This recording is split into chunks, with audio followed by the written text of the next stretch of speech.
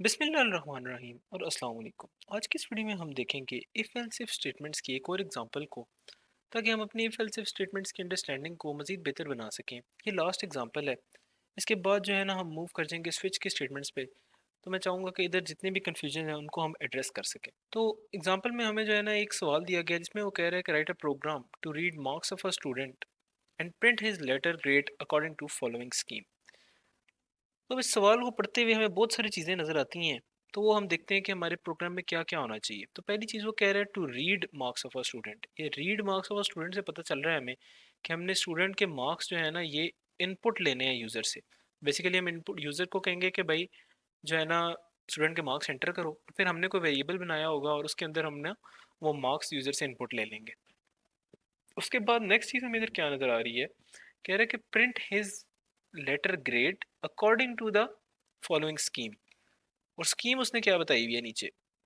Scheme कुछ इस किस्म की है जिसमें वो कह रहा है कि अगर मार्क्स देखें, ये स्कीम बेसिकली कंडीशंस दिखा रही है ना। तो कह रहा है कि अगर मार्क्स 80 से 100 के दरमियान हो, ठीक है, तो ग्रेड ए दे दो। अगर मार्क्स 70 से 79 के दरमियान हो तो ग्रेड बी, 60 से 69 के दरमियान सी, 50 से 59 के दरमियान डी और बिलो 50 एफ ग्रेड देना है। बेसिकली उसने डिपेंडिंग अपॉन मार्क्स जो है हमें ना कुछ कंडीशंस बता दी हैं। तो अब मुझे ये नज़र आ रहा है कि हमें यहाँ पे कुछ अगर वाली स्टेटमेंट्स नज़र आ रही हैं, मतलब कि इफ़ की स्टेटमेंट्स नज़र आ रही हैं कि यूज़ होंगी। और इफ़ की स्टेटमेंट लगेगी कुछ इस किस्म की कंडीशन कि इफ़ जो है ना यूज़र के जो मार्क्स हैं वो बिटवीन 80 एंड 100 हैं। इफ़ यूज़र के मार्क्स जो है 70 एंड 79 हैं। और अब मुझे ये भी नज़र आ रहा है एक और चीज़ जो मैं देख रहा हूँ कि या एक तो ये हो सकता है कि इफ़ करके हम ये सारी स्टेटमेंट्स लिखें।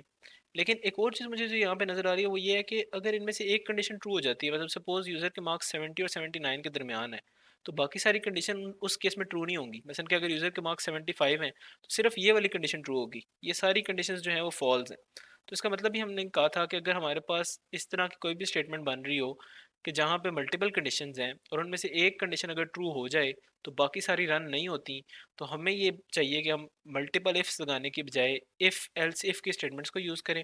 तो पहली वाली पे हम इफ़ लगा दें, आगे हम एल्स इफ लगाते जाएं, ठीक है, सारी कंडीशंस के ऊपर।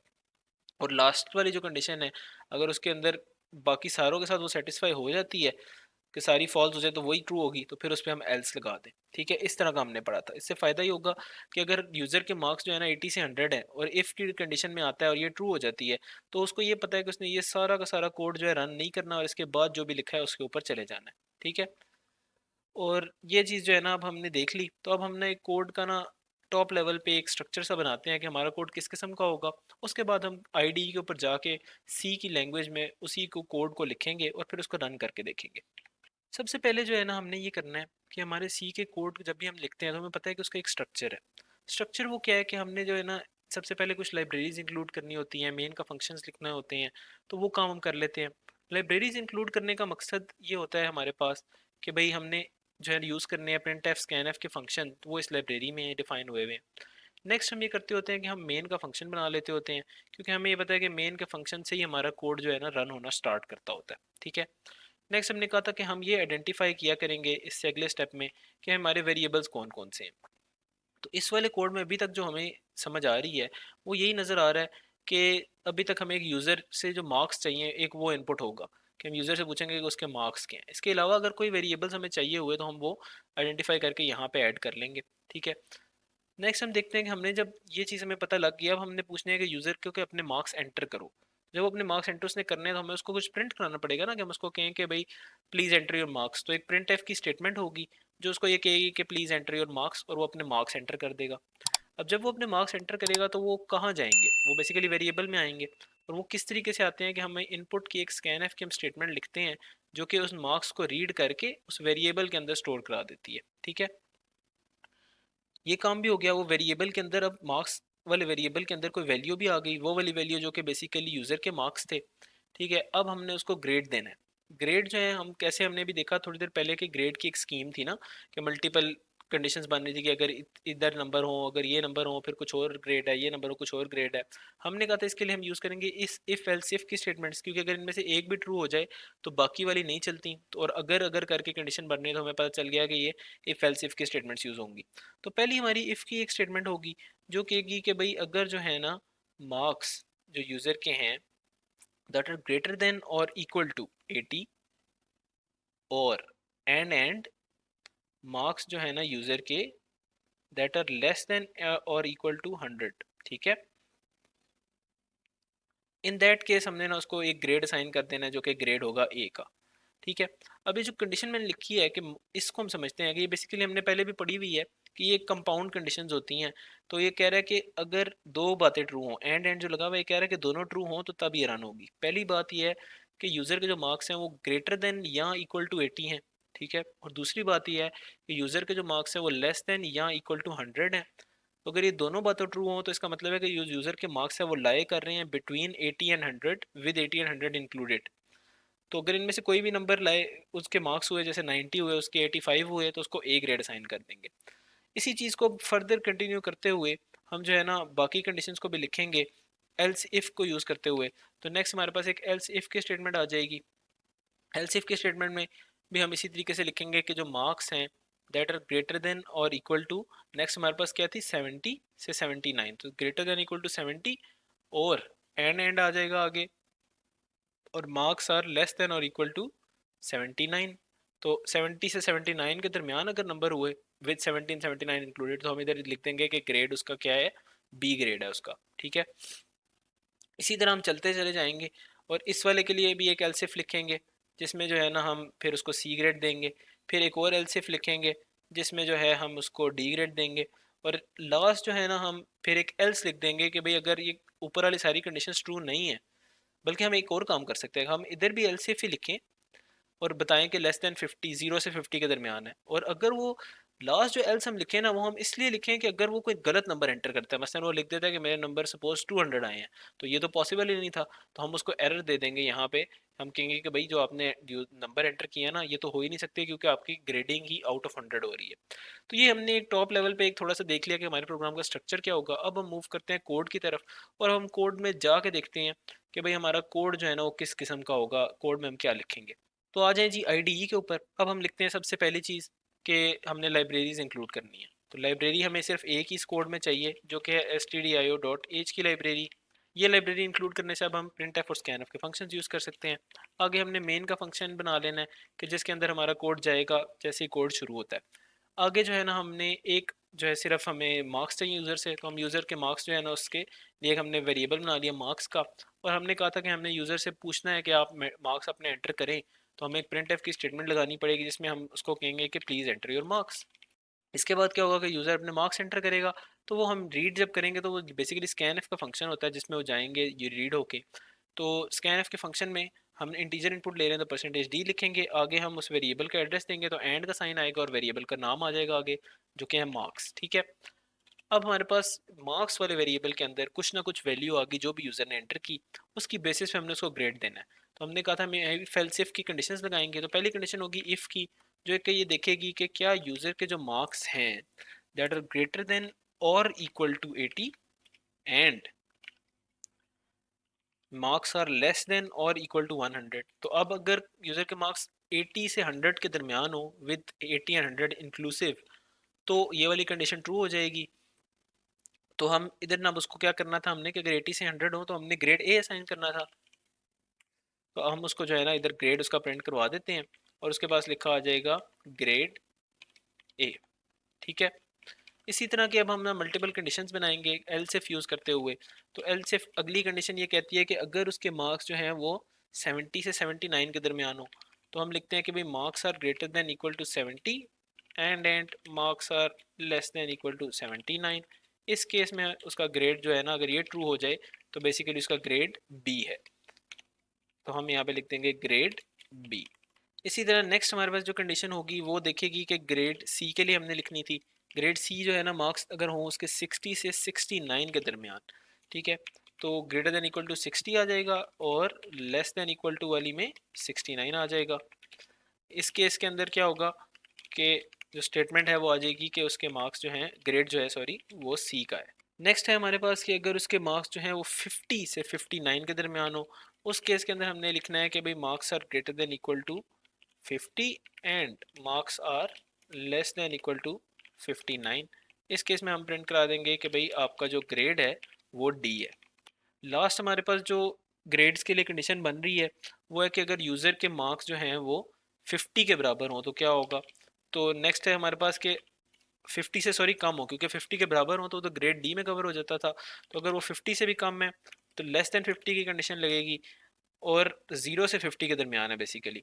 तो फिर मार्क्स जो है वो हम लिखेंगे कि ग्रेटर देन ज़ीरो हैं, greater than equal to zero and less than जो है ना 50 है। ठीक है, 0 से 50 के दरमियान कोई भी नंबर अगर उसके आगे 50 जिसमें इंक्लूड नहीं है, मतलब कि 0 से 49 आप कह सकते हैं जिसमें ज़ीरो इंक्लूडेड है। ठीक है, तो अब जो है ना इन दैट केस उसका ग्रेड जो है वो एफ है, तो वो हमने उसको ग्रेड दे दिया। अब ये भी हो सकता है कि वो यूज़र अब जो एंटर करता है नंबर वो इन सारों में आते ही ना हो, मसलन कि हमने तो केस कवर किया है कि 0 से लेके 100 तक कोई भी नंबर वो एंटर करे तो कवर हो जाता है। लेकिन अगर उसने कोई नंबर ही ऐसे एंटर कर दिया जो कि उसमें आता ही नहीं है, जैसे कि वो 300 एंटर कर दे, 300 तो इसमें नहीं आता, तो फिर हमें एल्स की एक कंडीशन बना देते हैं जिसमें हम कह देते हैं कि भाई जो नंबर है ना that should be between 0 and 100, the numbers the marks should be between 0 and 100, क्योंकि 100 में से ग्रेडिंग हो रही है तो ना 0 से कम हो सकते हैं मार्क्स, ना 100 से ज़्यादा हो सकते हैं। तो अब हम इस प्रोग्राम को रन करते हैं और साथ साथ हर बार हम ये समझेंगे कि प्रोग्राम रन हुआ कैसे। तो इन जनरल ये इस तरीके से रन होगा, कंडीशन से पहले पहले कि लाइब्रेरी इंक्लूड होगी, मेन के फंक्शन में चला जाएगा, मेन के फंक्शन में जाएगा, इस वेरिएबल को डिक्लेयर करेगा, मार्क्स को डिक्लेयर करने के बाद अगली लाइन पे आएगा और प्रिंट की स्टेटमेंट रन हो जाएगी। जब प्रिंट की स्टेटमेंट रन होगी तो उसके अंदर जो भी टेक्स्ट लिखा है वो स्क्रीन पे आ जाएगा, जो कि इधर लिखा हुआ है कि प्लीज़ एंटर योर मार्क्स। इसके बाद जो है ना स्कैन एफ लिखा हुआ है, अब यूज़र कुछ ना कुछ एंटर करेगा ना, वो जो भी एंटर करेगा स्कैन एफ की स्टेटमेंट उस वैल्यू को इस वाले वेरिएबल के अंदर जाकर स्टोर करवा देगी। तो मार्क्स के वेरिएबल के अंदर एक वैल्यू आ जाएगी जो भी यूज़र ने एंटर की। उसके बाद अब ये कंडीशंस रन होगी। अब हम ये कंडीशंस पहले रन साथ साथ करते हैं और फिर देखते हैं कि चलेंगी किस तरीके से। तो आप एग्जीक्यूट में जाएं और कंपाइल एंड रन पे चले जाएं। तो सबसे पहले हम ना ए ग्रेड वाले मार्क्स लिखते हैं, मसलन सपोज यूज़र के मार्क्स आ गए 90। ठीक है, तो ग्रेड उसका क्या होगा, वो कह रहा है कि उसका ग्रेड ए होगा। हम देखते हैं ये कैसे रन हुआ है। तो हुआ ये है कि वो इफ़ की कंडीशन पे आया है। ठीक है, उसने इफ़ की कंडीशन पे चेक किया है कि क्या marks greater than equal to 80 हैं, तो 90 जो है वो ग्रेटर देन और इक्वल टू 80 को ट्रू करता है कि ग्रेटर देन 80 है बेसिकली। ठीक है, तो ये पहली कंडीशन ट्रू हो गई। सेकेंड वाली कंडीशन थी कि marks should be less than और इक्वल टू 100, तो लेस देन 100 हैं, तो ये वाली कंडीशन भी ट्रू हो गई। तो 90 और 100 जो है बेसिकली 80 और 100 के दरमियान में था, तो ये कंडीशन दोनों जब ट्रू हो गई तो इस इफ़ की कंडीशन ट्रू हो गई। तो हम यहाँ पे आ गए, इसके इफ़ के अंदर जो भी लिखा हुआ था वो रन हो गया कि भाई ग्रेड जो है वो ए है। अब चूंकि इफ़ ट्रू हो गया तो हमने कहा था कि जब भी इफ एल्स इफ की जो स्टेटमेंट्स हैं इनमें कोई एक भी ट्रू हो जाए, पहले जो भी ट्रू हो जाएगी उसके बाद वाली रन नहीं करती। तो इफ़ की स्टेटमेंट चूंकि ट्रू हो गई थी तो ये रन कर गई। अब सारी एल्स इफ की स्टेटमेंट्स और एल्स की स्टेटमेंट्स जो है रन नहीं होंगी, और कोड इससे अगली लाइन पे चला गया यहाँ पे। इधर चूंकि लिखा हुआ कुछ भी नहीं था तो हमारा कोड जो है बस एग्जिट कर गया कि प्रोग्राम एंड हो गया। फिर से हम रन करते हैं और अब हम कोई ऐसे मार्क्स देंगे कि उसको ग्रेड बी मिले। तो हम कोई मार्क्स देते हैं उसको 77, अगर उसके मार्क्स हों तो उसका ग्रेड वो कह रहा है कि बी आएगा।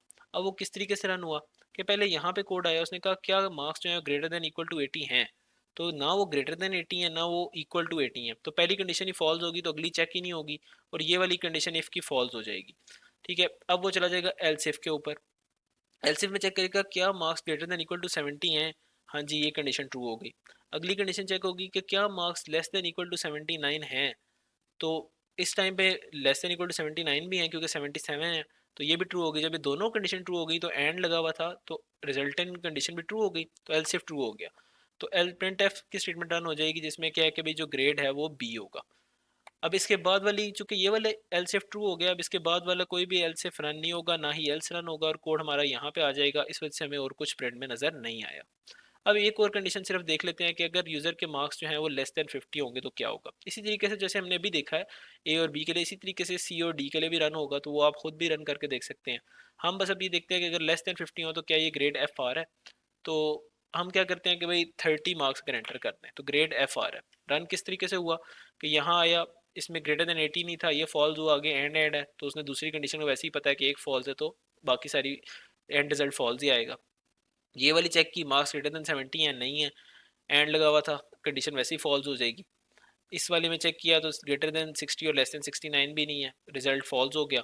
इसमें चेक किया ग्रेटर देन इक्वल टू 50 और लेस देन इक्वल टू 59 नहीं है, रिजल्ट फॉल्स हो गया। लास्ट इधर आया कि क्या ग्रेटर देन इक्वल टू 0 है, हाँ जी ये तो कंडीशन ट्रू है। और क्या वो less than equal to less than 50 भी हैं, हाँ जी लेस देन 50 है क्योंकि 30 है। तो ये दोनों कंडीशन जब ट्रू हुई तो ये वाली कंडीशन ट्रू होगी और ग्रेड एफ आ गया। लास्टली अगर इनमें से कोई भी कंडीशन ट्रू ना हो तो हमें पता है कि ये आना चाहिए the marks should be between 0 and 100।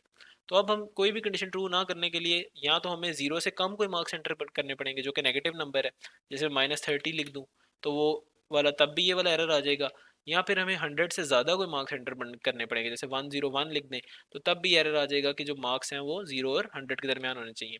ये अब क्यों आई हैं कि इस वजह से कि इफ़ एल्स इफ़ की जितनी कंडीशंस थी उसने सारी चेक की और सारी की सारी फॉल्स हो गई, तो फिर उसको पता था कि जो एल्स वाली कंडीशन में जो भी लिखा है उसने वो रन कर देना है, तो वो फिर आके इसको रन कर देता था।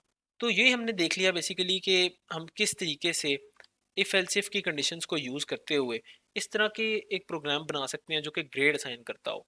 ठीक है, तो इसी तरह के कोई भी आप बड़े लेवल पे अगर प्रोग्राम बनाए तो एक पूरी क्लास के जो है ना ग्रेड्स जो है डिपेंडिंग अपॉन उनके मार्क्स के हैं वो ऑटोमेटिकली आप देखें कि असाइन कर सकता है। तो आप देखें कंप्यूटर कितना पावरफुल है सिर्फ इस चीज़ को यूज़ करते हुए कि आपने इफ एल्स इफ की स्टेटमेंट्स अभी सीखी हुई हैं। तो ये होगी, इसके साथ ही हमारी फेल्सिफ की स्टेटमेंट खत्म होगी। कुछ एग्जांपल्स और हैं जो कि हम अब एक्सरसाइज में जाके देखेंगे।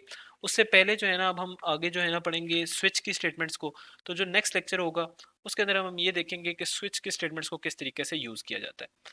आपके लिए ये काम है कि आपने ये करना है कि आपने इन कंडीशंस को चेंज करना है, और अगर यूज़र के जो मार्क्स हैं ना, आपने सिर्फ एक चेंज ही करके दिखाना है कि अगर यूज़र के मार्क्स 90 से 100 के लिए दरमियान हो तो उसको ये चाहिए कि वो ग्रेड उसको ए नहीं बल्कि ए प्लस ग्रेड दे, और बाकी सारे प्रोग्राम को ऐसे ही चलना चाहिए। तो ये जो कंडीशंस शुरू में लिखी हुई थी जो क्वेश्चन में थी वो इस किस्म की हो जाएंगी कि अगर मार्क्स 80 से 190 हो तो ए देगा, और अगर मार्क्स जो हैं वो 90 से 100 के दरमियान हो तो उसने तब जो है ग्रेड देना है वो देना है ए प्लस का। ठीक है, तो ये वाला काम आपने करके दिखाना है। तो ये जब आप कोड लिख लें और आपका कोड सही चल जाए तो आप कमेंट में बेशक लिखवा सकते हैं। अगर आपके पास कोई इशू भी आए तो आप वो भी पूछ सकते हैं कि आपका कोड जो है उसमें क्या मसला है जो रन नहीं हो रहा। तो अगर तो आपको इस लेक्चर की समझ आ गई है तो ये वाला चेंज करना आपके लिए बिल्कुल भी मुश्किल नहीं होना चाहिए, और बड़ी आसानी के साथ आप जो है ना एक इफ़ की कंडीशन एडिशनली लगाएंगे तो ये वाला काम हो जाएगा।